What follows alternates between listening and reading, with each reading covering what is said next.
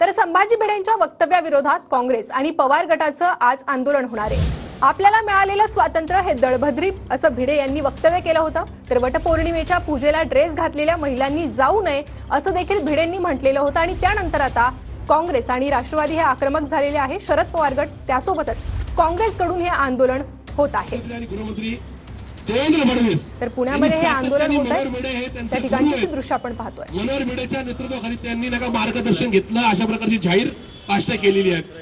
त्याचबरोबर नरेंद्र मोदींनी सांगलीमध्ये जाऊन सांगितलं की मनोहर भिडे यांचे शिष्य आहेत, म्हणजे ज्या नरेंद्र आणि देवेंद्रचे हे शिष्य आहेत, म्हणजे गुरु आहेत, त्या गुरुंनी या राज्याची एकूण राजकीय म्हणजे एकूणच सामाजिक संस्कृती संपर्काचा जो विडा उचललेला आहे त्याला जबाबदार एक अर्थे नरेंद्र आणि देवेंद्रच आहेत असा आमचा थेट आरोप आहे।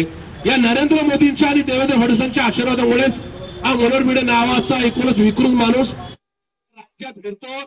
या ठिकाणी फक्त छत्रपती शिवाजी महाराजांच्या खोटा गोष्ट देतो आणि म्हणून याचा मी तीव्र शब्दात धिक्कार व्यक्त करतो।